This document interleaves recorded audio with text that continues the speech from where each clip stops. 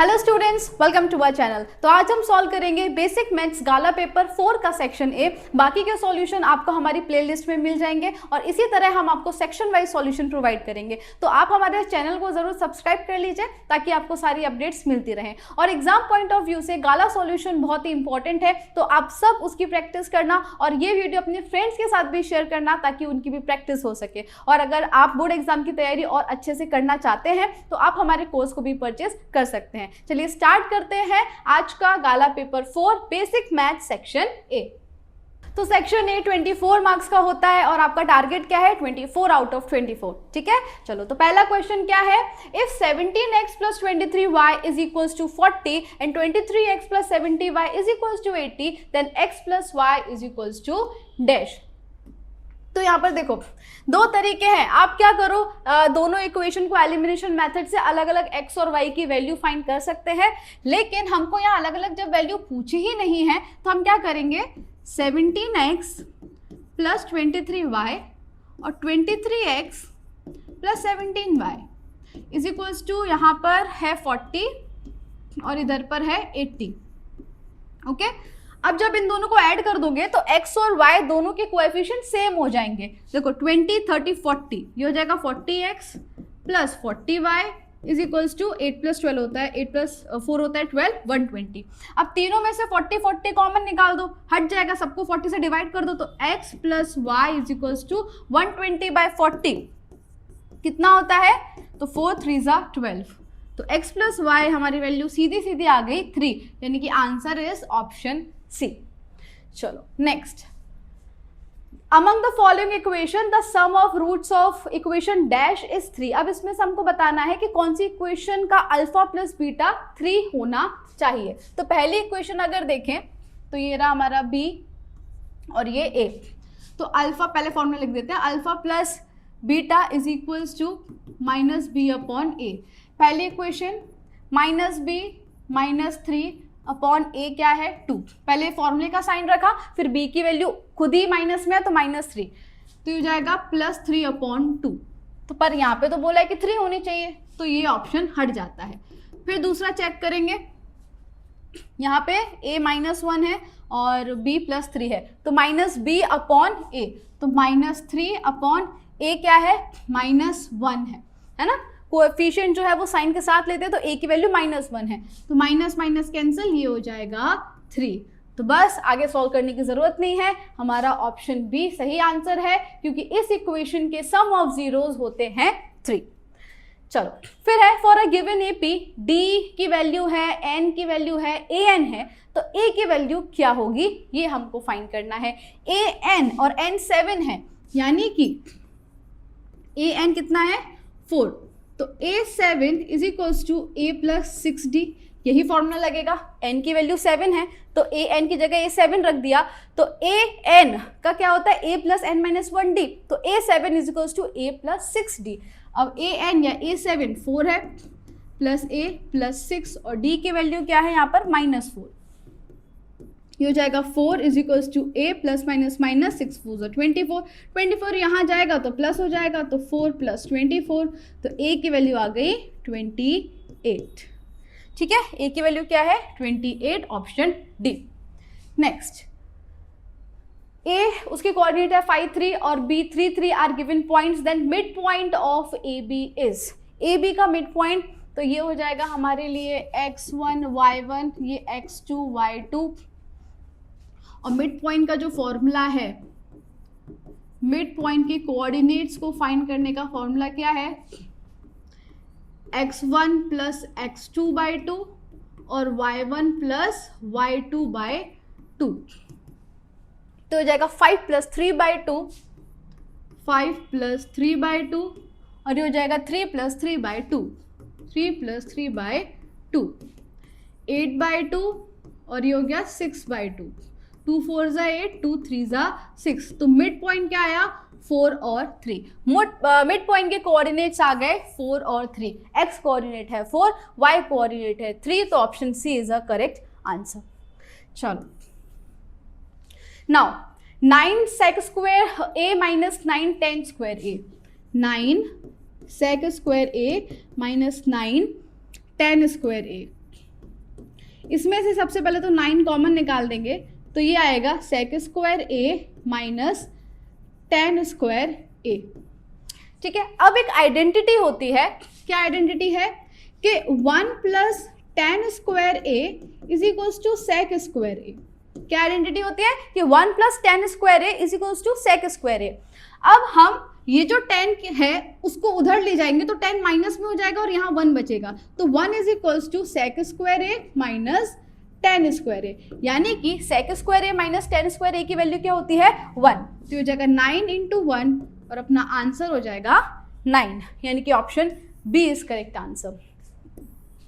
आगे बढ़ते हैं। Mean of 7 observation is 28 including 1 new observation, जो मीन है वो 30 हो गया। Step wise mean of 7 observation, जब n 7 था तो उसका मीन था 28। ठीक है, फिर क्या हुआ, एक और ऑब्जर्वेशन आया यानी कि 7 से 8 हो गया और जो मीन है वो बदल के 30 हो गया। ओके, तो हमको फाइंड करना है कि जो नया वाला ऑब्जर्वेशन है जो ऐड हुआ है वो कौन सा है। तो क्या करेंगे, जो टोटल ऑफ ऑब्जर्वेशन है इन दोनों का सिग्मा, इसका सिग्मा एक्स और इसका सिग्मा एक्स निकाल के सबट्रैक्ट कर देंगे, तो जो डिफरेंस आएगा वही होगा न्यूली एडेड ऑब्जर्वेशन।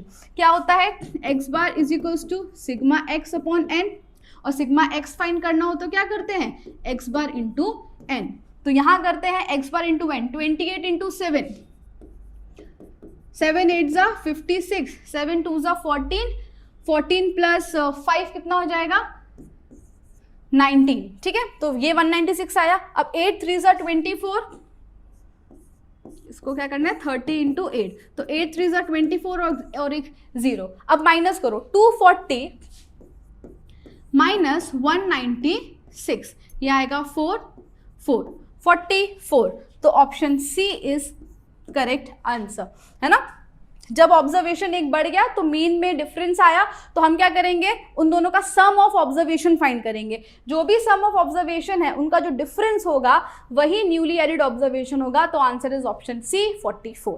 क्लियर है, चलो next. Fill in the blanks है पहला वाला, HCF ऑफ 30x क्यूब, और इसका अच्छा HCF फाइंड करना है, एकदम बेसिक तरीका है वही करेंगे। 30x क्यूब y5 और है 20x5 y स्क्वायर। 30 को अगर स्प्लिट करो तो क्या लिख सकते हैं, 2 3 और 5, 2 3 जा 6, 6 5 जा 30, तो 2 3 5। इसके अलावा x 3 बार, तो x into X into x, और y 5 बार, y ठीक है, y हमने 5 बार लिख दिया, तो हमने पूरा इसको फैक्टराइज कर दिया। इसी तरीके से नीचे वाले को 2 10 जा 20, तो इसको क्या लिखेंगे 2 इंटू 2, 2 2 जा 4 और 4 5 जा 20, इसको हमने फैक्टराइज कर दिया। फिर x 5 बार है, तो 1 2 3 4 5, और y कितनी बार है 2 बार, लिख दिया, पूरा फैक्टराइज कर दिया। अब HCF में हम क्या देखते हैं, जो कॉमन है, तो ये 2 दोनों में है, ये 5 दोनों में है, x भी दोनों में है, ये भी x, ये वाला x, फिर ये x तो है नहीं, एक y और इनका एक y, ये, और फिर एक और y और ऊपर भी एक y। इसके अलावा कुछ भी कॉमन नहीं दिख रहा है, तो इनका जो HCF है वो हो जाएगा 2 into 5 into X into X into X into Y into Y.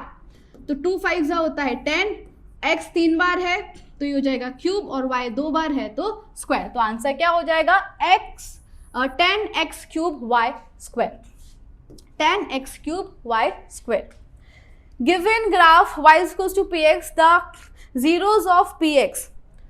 Zeros of px graph में हम कैसे देखते हैं, जहां पर ग्राफ x एक्सिस को इंटरसेक्ट कर रहा होता है वही पॉइंट इसका 0 होता है। तो एक यहाँ इंटरसेक्ट कर रहा है, ठीक है, ये कौन सा कोऑर्डिनेट है, -2, ठीक है, ये पॉइंट कौन सा हो गया -2, और ये है प्लस का 3। जितनी बार x एक्सिस को इंटरसेक्ट करता है उतने ही जीरोस होते हैं, तो 2 बार इंटरसेक्ट कर रहा है x एक्सिस को, यहाँ पर -2 और यहाँ पर प्लस का 3, तो -2 and 3 इसके आंसर्स हो जाएंगे। ओके, -2 + 3, ठीक है, -2 and 3 are the zeros of this polynomial. चलो नेक्स्ट। तो आगे बढ़ने से पहले मैं आपको एक इन्फॉर्मेशन देना चाहती हूँ कि अगर आप 10th GSEB में हैं और अपने बोर्ड एग्जाम की प्रिपरेशन अच्छे से करना चाहते हैं तो हमने आपके लिए कोर्स लॉन्च किया है जिसका नाम है वॉरियर बैच। इसमें हम आपको पढ़ाएंगे 2 सब्जेक्ट, मैथ्स और सोशल साइंस। इसमें आपको प्रोवाइड किया जाएगा लाइव लेक्चर्स, उसके साथ साथ रिकॉर्डेड लेक्चर्स भी, फिर previous year question paper solution, regular test conduct कराए जाएंगे और आप हमको ऐप में मैसेज करके अपने डाउट्स कभी भी क्लियर कर सकते हैं। इसके अलावा गाला पेपर सॉल्यूशन, दोनों ही सब्जेक्ट के गाला पेपर वीडियो सॉल्यूशन मिलेगा और आपको सॉल्यूशन की PDF भी मिल जाएगी। फिर previous year question paper from 2022 to 2025, इसका भी वीडियो सॉल्यूशन प्लस सॉल्यूशन की PDF भी आपको हमारे ऐप में मिल जाएगी। Chapter wise important question and objectives, दोनों ही सब्जेक्ट के IMP क्वेश्चंस चैप्टर वाइज और IMP ऑब्जेक्टिव्स मिलेंगे आपको। Then text book exercise solution social science, maths की जो टेक्स्ट बुक एक्सरसाइज है उसका तो आपको यूट्यूब पर मिल ही रहा है, लेकिन सोशल साइंस में भी जो टेक्स्ट बुक की एक्सरसाइज है उसका सॉल्यूशन भी आपको ऐप में मिल जाएगा। Chapters wise hand written note, social science में जो सारे चैप्टर्स हैं उन सबके हैंड रिटन नोट्स की PDF आपको मिल जाएगी। Introduction plus exercise solution PDF, maths में आपको जितने भी चैप्टर्स हैं उनका इंट्रोडक्शन और सारे एक्सरसाइज की सॉल्यूशन की PDF, ये सारी चीजें हम हमारे ऐप में प्रोवाइड करेंगे आपको। हमारे ऐप का नाम है UGT, जो प्ले स्टोर पर अवेलेबल है, और अगर आप ऐप स्टोर से डाउनलोड करना चाहते हैं तो इसका नाम है माई इंस्टीट्यूट। तो आज ही हमारे ऐप को डाउनलोड कीजिए और कोर्स परचेज कीजिए। All the best. If PA ratio P of A bar is equals to 3:2 then PA, ये मैंने आपको बताया था कि ये होता है पॉसिबिलिटी इवेंट की और ये इवेंट ना होना, और इन दोनों का सम जो है वो 1 होता है। तो अगर इसको हम अलग अलग लिखें, रेशियो में है तो P of A 3 upon P of A bar 2, तो P of A को 3x मान लेते हैं और नॉट इवेंट को हम 2x मान लेते हैं, और दोनों का एडिशन 1 होता है तो 3x plus 2x is equals to 1, तो ये हो गया 5x इज इक्वल्स टू 1। तो x की वैल्यू आ गई 1/5, है ना। x पता चल गया ना, ऐड क्यों किया, 1 क्यों लिखा, समझ में आ गया। इन दोनों का एडिशन 1 होता है तो 3x plus 2x equals to 1, 5x तो x आया 1/5। पर हमको पूछा क्या है, PA क्या था 3x, तो 3 इंटू 1/5, 3 1 ज़ा 3 और नीचे 5, तो आंसर इज 3/5। ठीक है, चलो now sine x plus 10 degree is equals to 1/2, तो x की वैल्यू क्या होगी। आपको यहाँ पे कैसे सोचना है कि साइन के बाद थीटा होता है ना, साइन के बाद थीटा होता है, तो साइन थीटा कब 1/2 होता है, यानी कि साइन थीटा की वैल्यू क्या हो कि वो 1/2 हो। तो साइन 30 पर ये 1/2 होता है, तो ये थीटा की जगह x प्लस 10 लिखा है और यहाँ पे हमारा 1/2 के हिसाब से थीटा कितना आया, 30 आया, तो हम बोलेंगे कि x प्लस 10 जो है वो 30 के बराबर है। फिर ये वहां चला जाएगा तो x is equals to 30 minus 10 20, तो x की वैल्यू क्या आ गई 20। ठीक है, चलो next. Point P lies in the exterior of a circle with centre O, ये है सर्कल, पॉइंट P बाहर है, सेंटर O है, PA और PB टेंजेंट्स हैं, PA और ये PB टेंजेंट्स हो गए, are incline to each other at 58, और ये दोनों जो एंगल बना रहे हैं वो है 58 डिग्री। हमको POA फाइंड करना है, ये वाला एंगल POA फाइंड करना है। सबसे पहले तो इसको कनेक्ट कर दो, दो प्रॉपर्टी लगेंगी यहाँ पर, क्या कि जो ये टेंजेंट है, टेंजेंट और सर्कल, दो टेंजेंट जो होते हैं उनके सेंटर पर और जहां वो इंक्लाइन हो रहे हैं, इन दोनों, ये पूरा और ये पूरा, इन दोनों एंगल का सम होता है 180, क्योंकि ये दोनों सप्लीमेंट्री एंगल बनते हैं। ठीक है, तो देखो angle O plus angle P is equals to 180, जिसमें से एंगल P 58 दे के रखा है, तो एंगल O जो है वो क्या हो जाएगा 180 माइनस 58, तो angle O is equals to 10 minus 8 2 और 7 माइनस 5 2 और 1। ठीक है। तो पूरा एंगल आया हमारा 122, लेकिन हमको तो सिर्फ ऊपर वाला ही पूछा है, आधा पूछा है। तो दूसरी प्रॉपर्टी क्या होती है कि जो रेडियस यानी कि ये सेंटर से लाइन जा रही है, ये इस क्वाड्रिलेटर को बाइसेक्ट कर देती है। ये सेंटर में जो एंगल है, ये लाइन इसको बाइसेक्ट कर देती है, यानी कि दो इक्वल पार्ट्स में डिवाइड हो गए।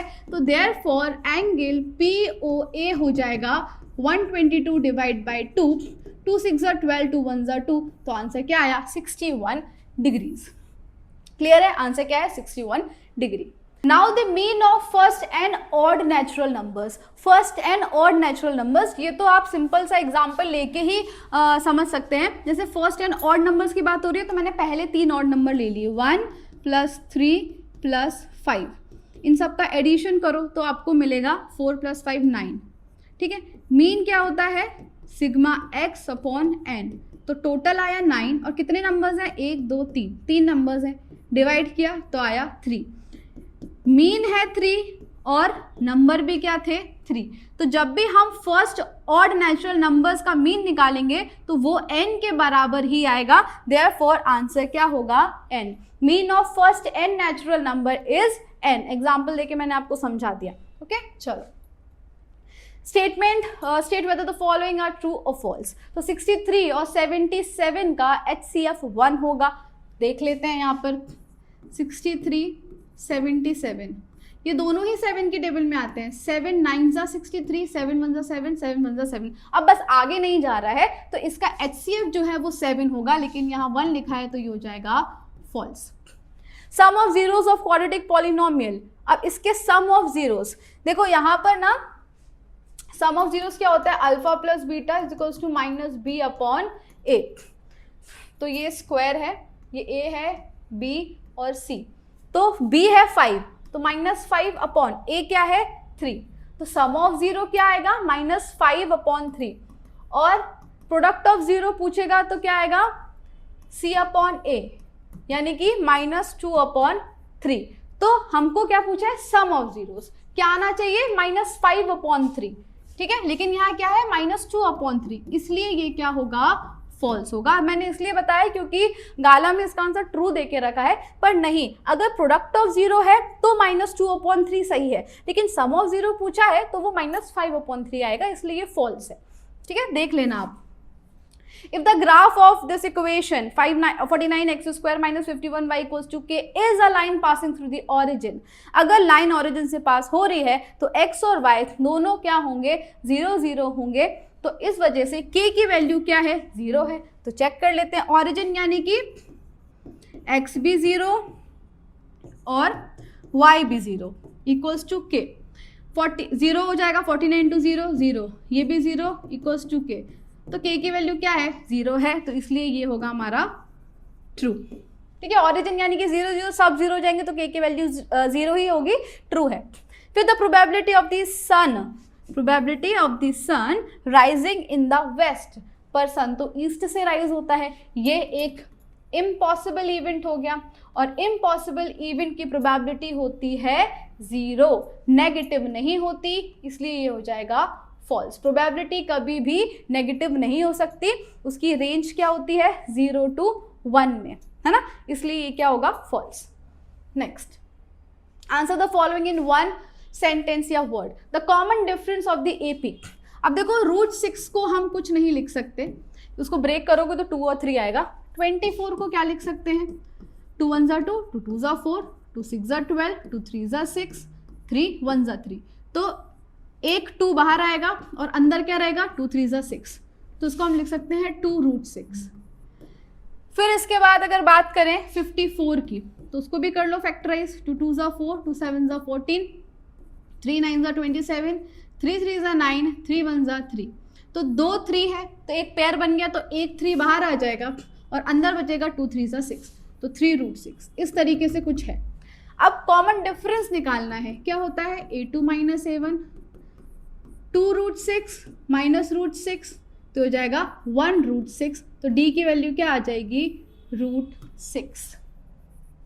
क्लियर, डिफरेंस कितने का है √6 का। फिर the common point between a circle and a tangent to the circle is called what. ये सर्कल है और ये टेंजेंट है, तो ये जो पॉइंट है इसको क्या बोलते हैं हम, तो answer is point of contact. ठीक है, आंसर क्या होगा, पॉइंट ऑफ कॉन्टेक्ट। फिर a girl calculates the probability of her winning the first prize in a lottery is 0.08। If 6000 tickets of the lottery are sold, how many tickets has she bought. Lottery के उसने कुछ ticket खरीदे और उसके हिसाब से उसकी जीतने की, फर्स्ट प्राइज जीतने की जो प्रोबेबिलिटी है वो 0.08 और टोटल टिकट्स कितने थे, 6000। तो यहाँ पे हमारे पास टोटल आउटकम्स देके रखे हैं 6000। ओके, और फेवरेबल आउटकम्स की बात करें तो वो हमको पता नहीं है क्योंकि उसने कुछ टिकट्स खरीदे, कितने खरीदे वो हमको पता नहीं है, तो हमने मान लिया x। अब जीतने की प्रोबेबिलिटी वो दिया 0.08 है ना, तो प्रोबेबिलिटी टू विन क्या होगा, जो भी फेवरेबल आउटकम है डिवाइड बाय टोटल आउटकम। जीतने की प्रोबेबिलिटी है 0.08, फेवरेबल आउटकम्स जो है वो पता नहीं तो x, और टोटल आउटकम्स है 6000। मल्टीप्लाई कर देंगे 0.08 इंटू 6000, कैसे करेंगे, 6 8 जा 48 होता है, फिर 3 0 1 2 3 0 लगा दिए और पीछे से 2 के बाद डेसिमल, तो 1 2 यहाँ डेसिमल लगेगा, तो x की वैल्यू आ जाएगी 480। ठीक है, समझ में आया, x वैल्यू क्या आ गई 480। तो इस लड़की ने कितने टिकट्स खरीदे जीतने के लिए, 480 टिकट्स इसने खरीदे थे। क्लियर, चलो। Now the median of the observation arrange in ascending order is 20, find x। Median, अब आप मत देखो ऑड है या इवन है, अब सीधा ये करो n+1/2, काउंट करो कितने हैं, 1 2 3 4 5 6, तो 6 + 1/2 7/2, क्या आया, 2 3 6, 3.5 ऑब्जर्वेशन, 3.5 ऑब्जर्वेशन पॉइंट में आया। क्या करेंगे, ये क्या लिखा है, 3 लिखा है, तो third observation plus fourth observation divide by 2। जब भी पॉइंट में आंसर आए, जैसे मान लो आपका आया 2.5, तो क्या करोगे, second observation plus third observation divide by 2। आया 4.5, तो fourth observation plus fifth observation divide by 2। 6.5 आया तो sixth observation plus seventh observation divide by 2। इसी तरीके से पहले तो जो नंबर आया वो वाला ऑब्जर्वेशन और उसमें आगे वाला ऑब्जर्वेशन प्लस कर दो और उसको 2 से डिवाइड कर दो, तो 3.5 आया, तो third observation plus fourth by 2, तो 1 2 3 17 प्लस फोर्थ है x डिवाइड बाय 2। मीडियन कितना देके रखा है, 20, तो यहाँ लिखेंगे 20। ये हो गया 40 = 17 प्लस x, तो x की वैल्यू क्या होगी, 40 - 17, तो x = 320 और 20 करेंगे तो 40 हो जाएगा। तो जो मिसिंग फ्रीक्वेंसी, मिसिंग ऑब्जर्वेशन है वो आ जाएगा 23, x = 23।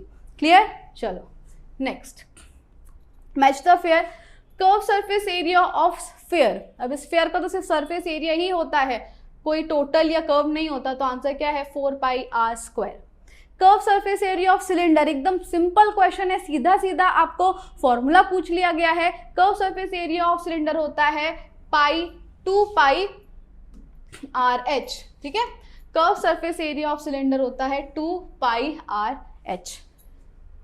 फिर लास्ट है सेगमेंट। सेगमेंट का मतलब क्या होता है, देखो ये सर्कल है, ये कॉर्ड बनाया, कॉर्ड जो कि सर्कल के दोनों एंड्स पर है, और ये जो पोर्शन है इसको हम कहते हैं सेगमेंट। तो ये इससे मैच हो जाएगा, रीड कर लो, portion of a circular region bounded by an arc, ये रहा आर्क, एंड द कॉर्ड, और ये रही कॉर्ड।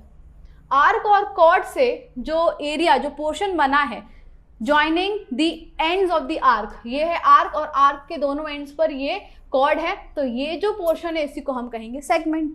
फिर सेक्टर की अगर बात करें तो ये सेंटर, सेंटर से रेडियस, 2 रेडियस और आर्क से जो एरिया बना है वो होता है सेक्टर। तो यहाँ यही लिखा है कि portion of a circular reason enclose by an arc and 2 radius, ये है एक आर्क और ये हो जाएंगे 2 रेडियस, और इनके बीच का जो एरिया है उसको हम कहते हैं सेक्टर। क्लियर? तो इसी के साथ गाला पेपर 4 का भी सेक्शन ए खत्म होता है। मिलते हैं नेक्स्ट वीडियो में जिसमें हम पेपर 5 का सेक्शन ए सॉल्व करेंगे। और इस वीडियो को आप अपने फ्रेंड्स के साथ शेयर करना मत भूलना। और वीडियो पसंद आया हो, do like, share and subscribe our channel. Thank you.